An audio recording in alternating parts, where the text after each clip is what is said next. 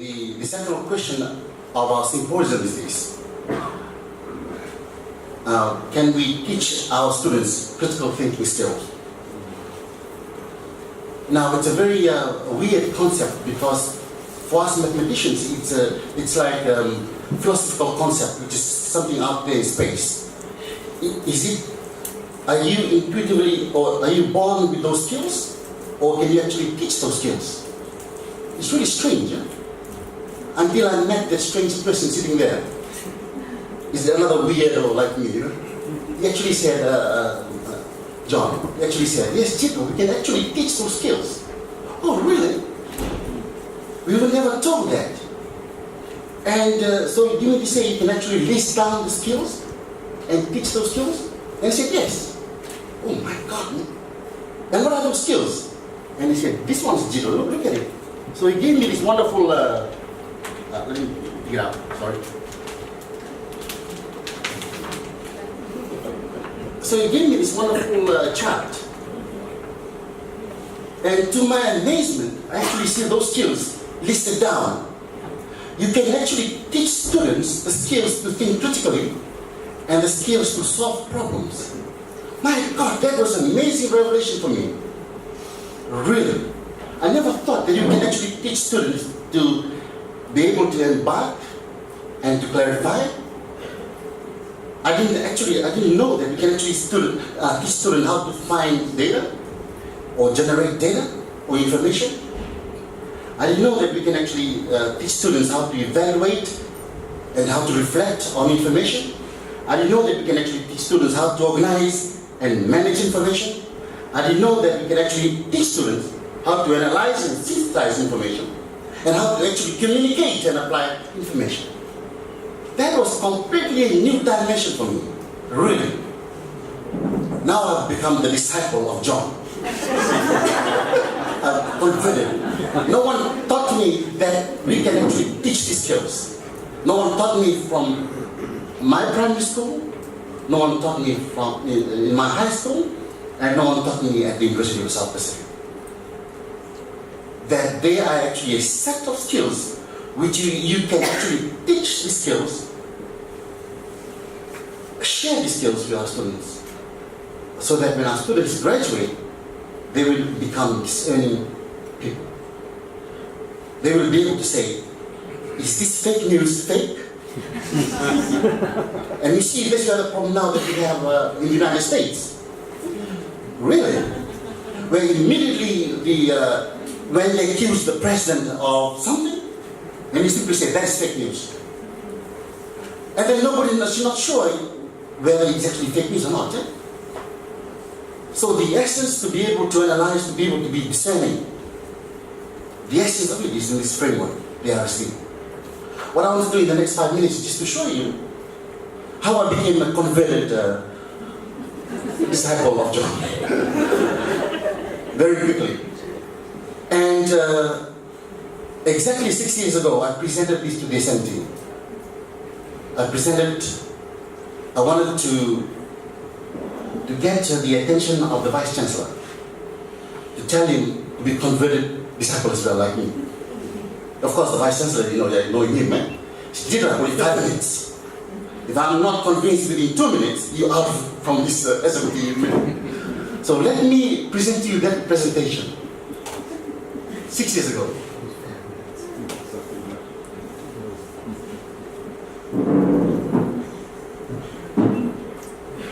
And of course, the presentation is couched in the language of education, is that?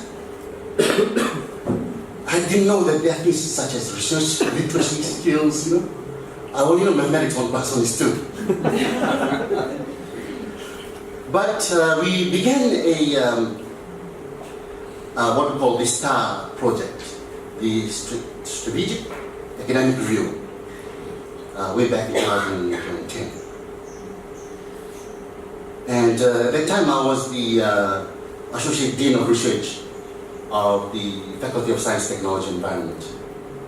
And I'm not sure why they chose me to lead the group to look into this. Yeah?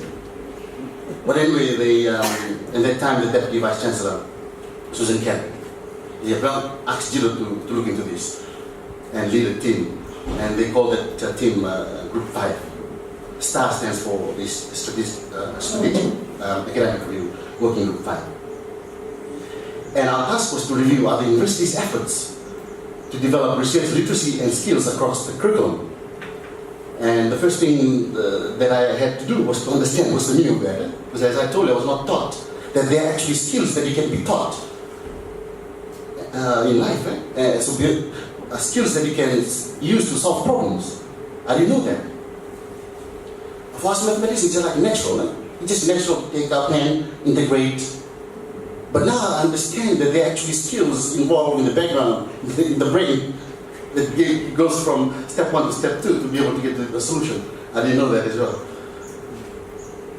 So the goal of a STAR, basically the strategic academic review for this group, was to build research literacy and skills across the curriculum from foundation to PhD. And our task was to review what the other universities are doing to do this, to impart this knowledge to other students. And how can you do that systematically, right across the curriculum, this broad range of courses and programs. So it's a very big task if you think about it. Is there an encompassing framework that you can adopt so that you can impart the skills right across the curriculum in a systematic way? That essentially the challenge that our group was facing. And during the stage of this group, of my group, which was made up of all the associate deans, FALE, FSE, and FPE, we stumbled across this amazing work by John. And what caught my attention was exactly what I mentioned, that there are actually skills that you can actually teach. Wow, for me that was a revelation. It's like reading the Bible again. I didn't realize that there are actually skills. It was like mathematics. For me it's like mathematics. Oh, okay, now 1, 2, okay. It's not something in space. It's not something out there that in Mars or Jupiter, but it's actually something that you can see, you can touch, maybe you can taste, and teach your students. And that framework is now, as you know, the research skill development. And what I heard from John, when he developed this framework, it took him about 2 or 3 times of revision, because the reviewer of the journal, which he submitted the work, rejected the paper several times, the framework. But at its rejection, it becomes much better. He refined based on the reviewer's comments, he refined the framework, and so forth. Until eventually, when it was published in 2002, was it 2002, John? 2007. It became a wonderful document that now we can have. So we can be assured that the outcome that we now hold is an outcome of contributions from all over the world. The reviewers, they were so damning about his work. And he was telling me how he almost committed suicide because it was not accepted. Until eventually, when they accepted him, they gave him about 10 pages of review. I said, John, if you're able to review your paper based on these comments, with about 10 pages long, then we'll accept your document. And then eventually, he was about to commit suicide, but there was a light at the end of the tunnel. And eventually, he sat down, he reviewed the entire document, and it got published. And that's what makes this document so amazing, so powerful, because it is based on hundreds and thousands of years of learning and teaching. I think prior to this, there is something called the, what do you call that, John? That's based on this. The information literacy standards? Yes, something that we also adopted in the RSV. that weird name. ANZIL, Australian New Zealand Institute of Information Literacy. Yes, it's something that is parallel to this. Yeah, based on that. Yes, which has several stages. Oh, it has capstones and what do you call that philosophy developed by the Americans? You're talking about your benchmark. Yes, benchmark. Milestone. Yes, milestones. The blooms. Where's Hina? Hina knows. Bloom's taxonomy, yeah? Yeah. Yes, it's got a very weird name because it says, okay, after you do this, now you go to the next level. Then you move to the next level. Whereas this one here, no, at every level, you cycle the skills at every level. Whereas that philosophy or that way of teaching is to adapt it at every level as you move. Then you have the capstone finally. I think Bloom's taxonomy is something like that. It's really weird name, that one. And it's not completed. Anyway, so we've come across a very wonderful framework that is the RSD model by John. And when we saw that, the thing that caught my attention was that it was trialed across several universities at that time. By Adelaide, Monash, Macquarie, South Australia, and Canberra. And there were a lot of assessments from students, how they think about the framework and so forth. And I told my group, that's it, I think this is the one that we should adopt. It encompasses everything about research, the definition of research, and so forth.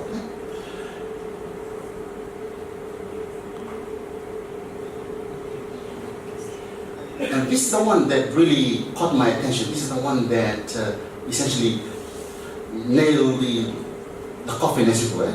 That this is the one. This is the framework that we should adopt, because it's based on two assumptions, and that is a beautiful assumption because we're trying to implement a framework that should be accessible right from foundation to the PhD level, postgraduate level. So how does one chart the movement along this continuum of learning? And how does one facilitate this movement? That's something that's great about this framework because it has that assumption on how to go right from foundation to the PhD level. And then how does one teach those skills? Eh? So that's what the framework is all about. And it's exactly what we want to do. How do we teach the skills right from foundation right up to the PhD level? In a very systematic way, in a very clear way. And so that's it. So we decided this is the framework to adopt because it gives an explicit, as one of the outcomes, it gives an explicit way to assess students. It can tell students exactly where they're going wrong, and now the lecturer cannot hide away from, for example, giving a student why he or she is giving a student 5 out of 10. And the student said, oh, well, you didn't do very well here, and I think that you deserve only 5 out of 10. It's no more saying, I think that you deserve 5 out of 10. Now, you deserve 5 out of 10 because of this, this, and this, and this. So it's very, very explicit, this framework. And that's wonderful. So it's a wonderful learning and teaching tool. Finally, so while I was presenting, remember I was presenting this to SMT. While I was presenting this to SMT, VC was sleeping all the way. He was sleeping all the way until this last diagram. Yeah, this one here. This is the one that said, all right, that's very good. Why? Because now we can take the framework and fit it into our graduate attributes. Now we can say that when our students graduate, they have now the skills because we have now taught them those skills. They got now the attributes.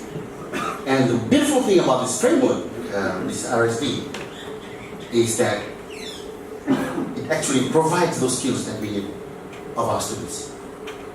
What we need of our students is the ability to communicate, This is where the RSD comes in. It gives clarity, coherence, and cycle of information. We want our students to be professional when they graduate. The RSD comes in and teach them how to manage time, how to process information, and so forth. We want our students to be ethical. The RSD provide that background, how to be ethical.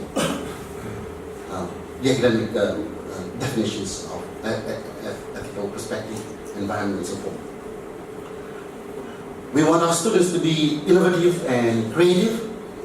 The RSD provides that, how to teach them how to be innovative and creative through research and problem-solving skills. We want our students to be involved in a team, to understand the value of teamwork. The RSD teaches the students how to be responsible and to contribute to teamwork. We want our students to be critical thinkers. The RSD gives us the means to gather and appraise information and build. When we came here to this last one here, the Pacific citizenship, how can we ensure that our students graduate? They don't forget about Fiji, Tonga, Samoa, and their culture. We kind of grappling through this, but now that I'm a disciple of John, now I understand that the RSD gives us that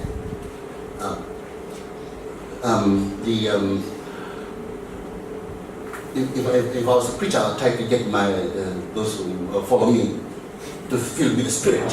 Yes, but the RSD therefore fills us with the Spirit to be persistent. I think now, yes, and you'll see through this symposium that we will now waive maths. Weave maths. We become business societies then. But I'm sure John will give us more about this. In fact, our next speaker, Hina, they will talk about how the RSD fits into our graduate attributes and how they will contribute towards Pacific citizenship or sense of Pacific citizenship. Now, when I reached this part of the presentation, the Vice Chancellor was completely convinced that yes, let's adopt this one. And I said, Jito, very good. Then I gave him, okay, the pass. It's a budget. To implement the RSD framework. And you look at it, 150K Jito, pass. So it was passed that day. And so here we are.